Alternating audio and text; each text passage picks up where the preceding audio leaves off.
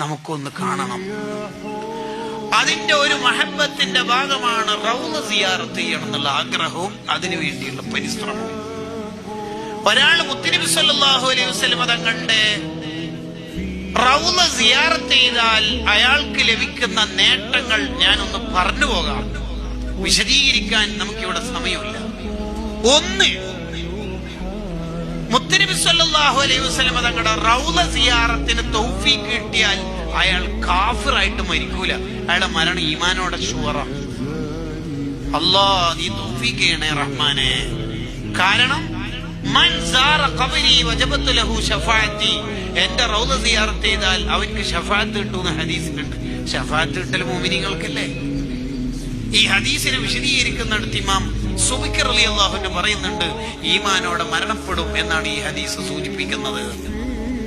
അതാണ് ഒന്നാമത്തെ കാര്യം.